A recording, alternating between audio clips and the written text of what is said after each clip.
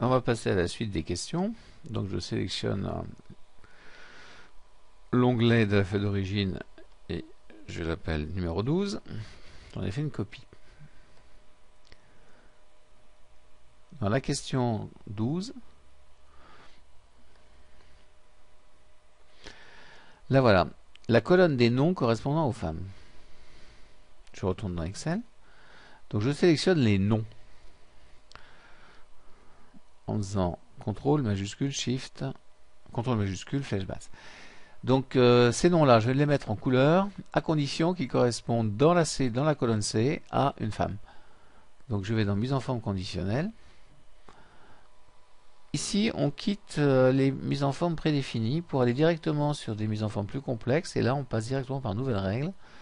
Et dans notre aiguillage multiples sorties, ici, on prend la sortie du bas. Là, on va dire qu'on joue dans la cour des grands, puisqu'on met en forme avec des formules qu'on crée soi-même. Alors, la cellule Archambault sera colorisée si la cellule C2 est égale à F. Et bien ça, on va l'écrire. On sélectionne C2. On écrit égal F. Voilà, ça c'est le test. Notez que le fait d'avoir sélectionné C2, ça crée une égalité avec le symbole égal qui commence, il faut bien le laisser. La mise en forme, un peu de couleur dans ce monde de brut, paf, ok. Voilà. Alors attention, dès qu'on sélectionne des cellules dans les mises en forme conditionnelles, elles sont doublement dollarisées avec le dollar devant la colonne et devant le numéro de ligne. Ici, il faut impérativement enlever le dollar devant le 2. Le dollar devant le C ici, ça sert à rien. Bon, je vais le laisser. Mais surtout enlever le dollar devant le 2, puisque si Archambault est en couleur parce que C2 égale F, Arnoux sera en couleur parce que C3 sera égal à F. Donc il faut avoir la possibilité que C2 devienne C3, etc. Et je valorise. Et je valide. Et voilà le résultat. Vous voyez que c'est complètement dynamique. Si pour Archambault, il ne s'appelait pas Léo mais Léa et que ce soit une femme, je mettrai F ici et vous allez voir qu'Archambault passe automatiquement en couleur. CTRL Z pour annuler ce que je viens de faire. Donc là, on commence à avoir des mises en forme un peu plus complexes, puisque la colorisation des éléments d'une colonne dépend du contenu des cellules dans une autre colonne. Donc ça va être un grand classique de la mise en forme conditionnelle, et c'est d'ailleurs une des choses qui est très pertinente et puissante de cette commande. On va passer à la question 13. Mettre en évidence les lignes entières correspondant aux personnes de Lyon. Alors les lignes entières, par exemple les personnes de Lyon, ben voilà une, Archambault et de Lyon. Donc ce qu'on aimerait, c'est par exemple que toute cette ligne-là soit colorée, de même que toute celle-là. Donc c'est pas maintenant une colonne, comme tout à l'heure, comme on a pu travailler aussi sur les salaires, c'est des lignes complètes. Okay. Alors ça nécessite dès le départ de changer la technique de sélection et de sélectionner l'ensemble du tableau. Alors pour ça, en utilisant un raccourci clavier, toujours, on se fait sur Archambault, CTRL majuscule, flèche droite pour aller jusqu'à Lyon, et flèche basse pour aller jusqu'en bas du tableau. Bien, je lance la mise en forme conditionnelle. Alors pareil, on joue dans la cour des grands, là, donc on est sur nouvelle règle, dernière sortie de l'aiguillage, et on va mettre en place la formule. Alors, la cellule Archambault sera en couleur si la cellule H2 est égale à Lyon. Voilà.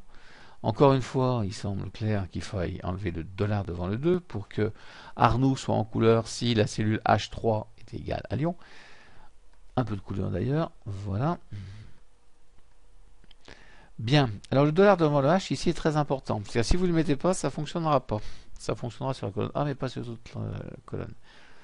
Pourquoi? Parce que la formule qu'on a écrite, là, H2 égale Lyon, elle est valable pour la cellule Archambault. Il faut bien comprendre que comme on a sélectionné l'ensemble du tableau, il y a une cellule qui est particulière dans un ensemble de tableaux sélectionnés, c'est la cellule qui accroche la sélection. La cellule A2, quand j'ai sélectionné le tableau complet, c'était la cellule par laquelle j'ai débuté la sélection. Donc dans une sélection, la première cellule d'accroche de la sélection est toujours en blanc. Ça veut dire que la formule qui est écrite ici, elle est valable pour cette cellule-là. Excel va automatiquement la modifier, la recopier, cette formule, pour les cellules du reste de la sélection. Quand il va passer de Archambault à Arnoux, il va passer le H2 en H3, puisque le 2 est libéré. Et quand il va passer de Archambault à Léo, il va partir sur la droite, il aura tendance à faire évoluer les numéros de colonne, donc à faire évoluer le H2 en I2. Sauf si vous avez bloqué le H. D'où l'intérêt, plus que l'intérêt, l'obligation de bloquer le H ici. Voilà. Et je valide.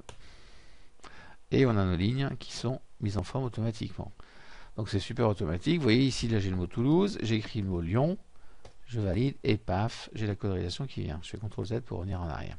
On va passer à la question 14 maintenant, qui demande les lignes entières des femmes gagnant au moins 2000 euros. Les femmes qui gagnent 2000 euros au moins. Alors les femmes, on voit une, elles gagnent 3000. Donc ça, il faudrait qu'elles soient mises en forme, celle-là. Voilà. On voit que par exemple la ligne qui est dessous, c'est une femme, certes, parce qu'il y a F ici, mais elle ne gagne pas le seuil de 2000 euros qui est demandé. Alors comme ce sont des lignes entières, il faut sélectionner l'ensemble du tableau. Je passe sur Archambault, contrôle majuscule, flèche droite, flèche basse, et j'ai tout mon tableau. Mise en forme conditionnelle, on va dans la cour des grands, nouvelle règle, formule, paf, on y est. Et voilà, je remonte mon curseur à droite là. Alors, Archambault serait en couleur si c'était une femme, donc si C2 est égal à F. Ah, mais voilà, il faudrait aussi exprimer le fait que, si j'ai bien compris, si je me rappelle bien, c'est les femmes de Lyon. Oui, c'est bien ça. Et si H2 était égal, bon, allez, je m'en mêle les pinceaux, et si H2 égale Lyon. Bon, vous êtes suffisamment averti dans Excel maintenant pour savoir qu'on ne peut pas exprimer une condition et de cette façon-là, qu'il faut commencer par écrire le et, ouvrir la parenthèse et enchaîner les conditions. Donc C2 égale F, point virgule, ça sépare les conditions, on peut en mettre jusqu'à 30 à la queue leu, point virgule, H2 égale Lyon. Voilà. Alors, un peu de couleur dans ce monde de brut, un sang des femmes, on va mettre un peu de rose, oh, comme c'est original. Et on va traiter le problème des dollars. J'enlève dollar devant le 2 ici, de façon à ce que quand on a traité Archambault, on puisse traiter Arnoux et qui se fait sur la ligne 3. Alors encore une fois, le dollar devant le C, le dollar dans l'emballage sont ici obligatoires. Je répète ce que je disais dans la question précédente. Cette formule-là, elle a été mise en place et elle est valable pour la cellule Archambault. Elle est automatiquement recopiée pour la cellule de Léo. Sauf que Léo sera en couleur si encore C2 est égal à F et H2 égale Lyon. Donc on a beau passer de Archambault à Léo, de se décaler d'une colonne. C'est pas pour autant que les tests changent d'une colonne. Donc les tests doivent rester bloqués sur les colonnes C et les colonnes H. Et je valide. Donc voilà, là on a une femme de Lyon. Ça marche nickel. Si j'enlève et que je mets un homme là, on a boîte de Lyon, on n'est plus une femme, donc ça marche plus. Et inversement, si là je mets Lille, on a beau une femme, on n'est plus de Lyon, donc ça marche plus. Voilà. Tout marche. Alors on va voir la question 15. Les noms correspondant aux femmes de Lyon. Cette fois-ci, on veut que la colonne des noms des femmes de Lyon. Alors puisqu'on veut que la colonne, on sélectionne la colonne. Nouvelle règle. Les femmes de Lyon. Dans cette colonne, Archambault sera en couleur si on est à la fois sur un sexe féminin et sur une agence de Lyon. Donc, écriture d'un et. Cellule C2 égale F. Point virgule pour séparer les conditions. Et l'agence H2 égale Lyon. Et bien sûr, je supprime mes dollars pour pouvoir passer d'une ligne à l'autre. Un peu de couleur. Et voilà. Et je valide. Bon, donc, double condition qui s'exprime par un et, parce que ce sont des conditions simultanées. Hein. Quand les conditions doivent être doivent être vérifiées en même temps, c'est pas soit les femmes, soit les Lyonnais, ce sont les femmes de Lyon. Donc il y a simultanéité de la condition, donc c'est un et. Le résultat, le voilà. Donc champion est en couleur parce qu'on est sur une lyonnaise. Et là aussi. Femme Lyon. Voilà. Alors question 16. Les lignes entières des femmes de Paris travaillant en comptabilité. Les femmes, première condition, de Paris, deuxième condition, travaillant en comptabilité, troisième condition. Et tout ça, ce sont trois conditions simultanées. Donc on va avoir un et avec trois conditions à l'intérieur. Comme ce sont les lignes entières, c'est la section du tableau complète, CTRL SHIFT droite bas, OK, mise en forme conditionnelle, la cour des grands, nouvelle règle, formule, on attaque le et, égal, et on écrit les trois conditions. Alors, je corrige direct les dollars ici, égal F, point virgule, service, égal comptabilité. Point virgule, troisième condition. On rappelle, les conditions sont égrenées à la queue leu. Et queue leu, donc queue leu. Le, ça s'écrit L-E-U. C'est le mot médiéval de loup. Parce que les loups, quand ils se baladent en meute, et ils se suivent les uns derrière les autres. Le nez de l'un derrière la queue de l'autre. Donc à la queue, les houes. Voilà, ça c'était la minute culturelle. Et Lyon. Voilà. Triple condition dans un et. Colorisation. Et donc suppression des dollars sur les numéros de ligne de façon à passer d'une ligne 1 à la ligne 2 sans problème. Ah, on croit que ça n'a pas marché, mais nos petits loups, ils sont en bas. Voilà. Donc on a ici une femme en comptabilité à Lyon. Il n'y en a qu'une. Tiens, je pensais qu'il y en avait deux. Eh bien, il n'y en a qu'une. Bon. Ok. Alors, question 17, ça se complexifie. Les lignes des personnes nées en 1970. Alors, comme on est sur des lignes, c'est le tableau complet.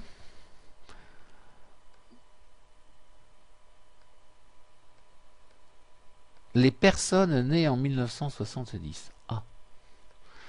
Bien, donc il va falloir faire un test sur la date. Bon, donc on va utiliser une fonction qui, sur une date, va nous en extraire l'année. Donc la formule, ça va pas être d'analyser la date et de regarder si c'est égal à 1970, c'est d'extraire l'année de la date et de regarder si le résultat est égal à 1970. Donc vous avez une fonction qui permet d'extraire l'année d'une date, c'est la fonction année. Donc je calcule la fonction année sur cette date-là. Voilà. Donc quand je vais faire année de 2, je vais récupérer le chiffre 1960 et je vérifie s'il est égal à 1970. Et si le test est vrai, je mets en couleur. Et je valide.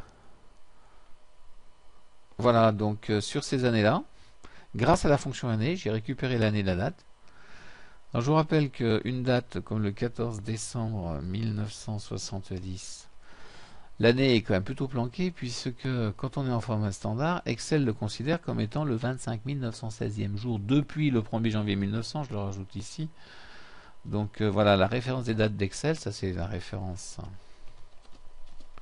des dates avec Excel. Donc ça c'est le 14 décembre 1970. Donc comment savoir qu'ici on est en 1970 quand on voit ça? Parce qu'Excel traite dans sa mémoire ce chiffre-là. Ben, grâce à la fonction année, donc la fonction année, quand vous l'utilisez, elle vous demande un numéro de série. Ce qu'on appelle un numéro de série dans Excel, c'est en fait une valeur de type date. Donc si vous mettez l'année de ça, l'année de E23, voilà, il a extrait automatiquement 1970. Bon, par exemple, au lieu de mettre E23, je mettrai cette date-là. Et bien, il en a extrait l'année. Vous voyez, la fonction année extrait automatiquement l'année dans une date. Voilà, donc ici, j'ai 1970 grâce à la fonction année de E23. Voilà. Bon, j'efface ça. Le coup du store, poum. Question 18. Les lignes des personnes ayant leur anniversaire aujourd'hui. Bon, beaucoup plus compliqué ça. En ligne entière, donc le tableau. Mise en fond conditionnelle. Nouvelle règle. Là, c'est la cour des grands. Là. On est chez les terminales. Là. Bien, on n'est pas chez les petits sixièmes. Bon. Alors, ceux qui ont leur anniversaire aujourd'hui, ce sont ceux qui ont une date de naissance ayant le même jour et le même mois que la date où on fait l'interrogation. Donc il y a un double test, une double égalité. Avoir le même jour, avoir le même mois. Donc s'il y a une double égalité, on va utiliser un if. Voilà. Première partie du test, il faut que le jour de la date de naissance, donc la fonction jour, comme la fonction année dans la question précédente, récupère le jour. Donc ici, elle va récupérer le chiffre 12. Donc il faut que ce jour-là soit égal au jour d'aujourd'hui. Alors le jour d'aujourd'hui, étant donné que l'interrogation va varier suivant le jour où on le fait, je ne peux pas mettre une valeur fixe. Or, j'ai la fonction aujourd'hui qui renvoie la date du jour. Mais la date complète. Si j'utilisais ici la fonction aujourd'hui, elle enverrait la date complète. Or moi, c'est que le jour d'aujourd'hui que je vais récupérer. Donc j'utilise la fonction jour appliquée à aujourd'hui. Alors aujourd'hui, c'est une fonction qui s'écrit en un seul mot, sans apostrophe, avec deux parenthèses. Donc si le jour de la date de naissance est égal au jour de la date d'aujourd'hui, eh bien, je suis bien parti pour être sur l'anniversaire. Mais il faut aussi que le mois de la date de naissance soit égal au mois de la date d'aujourd'hui. Ah, c'est simple, hein, vive Excel. Mois d'aujourd'hui, aujourd'hui de parenthèse, ferme la parenthèse pour moi, et je ferme la parenthèse pour le « et ». Puis un coup de colorisation. On va mettre de l'orange. Hein. Hop, voilà. Alors, est-ce que ça donne quelque chose, ça? Bon, ça donne rien. Alors pourquoi? Peut-être simplement parce que le jour où je fais ça, il n'y a pas...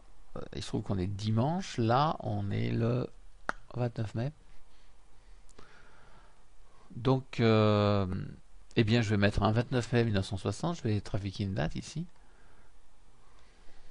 29 mai. Et voilà.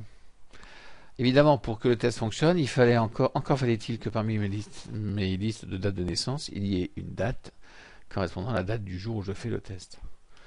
Donc si par exemple ici, là j'ai le 24 mai, je mets le 29 mai, ben voilà.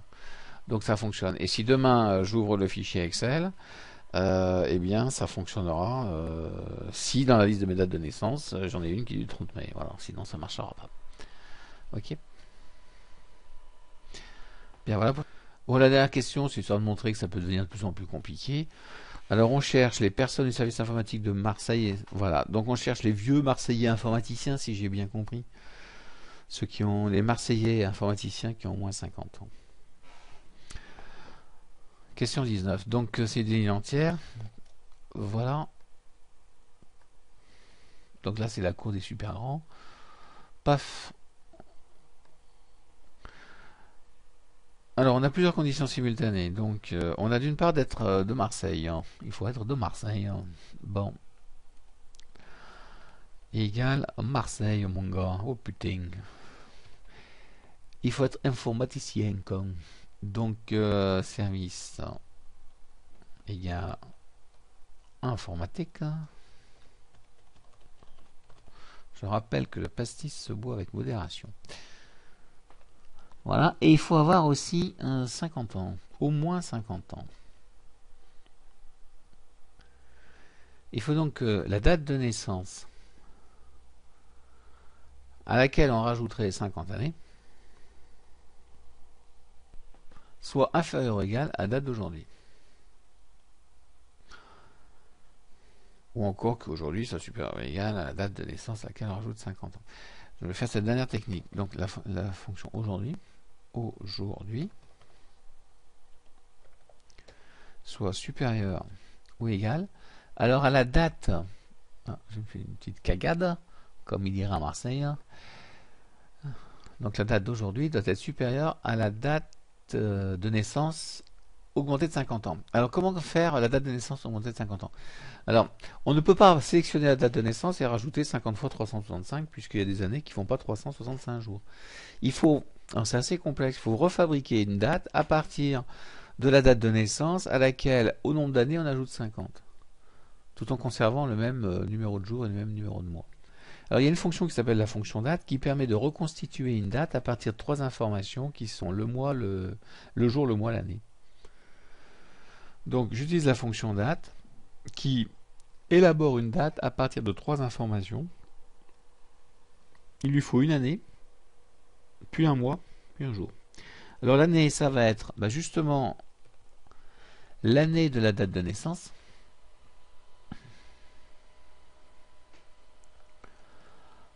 Augmenté de 50 années. Le mois nécessaire pour l'élaboration de la fonction date, ça va être le mois de la date de naissance. Et la troisième information pour élaborer ma date, c'est le jour de la date de naissance. Voilà, je ferme la fonction jour, je ferme la fonction date et je ferme la fonction et. Format, j'ai une couleur. OK. Voilà. Et je valide. Alors, qu'est-ce que ça donne? Bon, alors j'ai ici un informaticien de Marseille, et là un autre informaticien de Marseille. Il y en a un qui est de 60 et l'autre est de 61. Bon, ça a l'air d'aller. On va vérifier. Ils auraient donc 50 ans. Bah oui, parce que celui qui était en 60, en 2011, il en a même 51. Celui-là, il a 50 parce qu'on est 16 février. Si on était le 16 juin, bah ça marcherait pas. Et ben paf, voilà. Par contre, si on était on est le 29 mai, alors le 29 mai, ça devrait pile aller. Voilà, si il est né le 30 mai, il lui manque un jour pour avoir ses 50 ans. Et ça marche plus. D'accord? Donc bah, la règle, elle marche bien. Voilà. Bon, cette question est vraiment sophistiquée, mais c'est pour montrer que dans le sud, on ne fait pas que des choses faciles. Et pour montrer qu'Excel, ça peut répondre à des problématiques complexes. Voilà. Voilà pour la fin de cet exercice sur les mises en forme conditionnelles. Ah, ciao, bonsoir.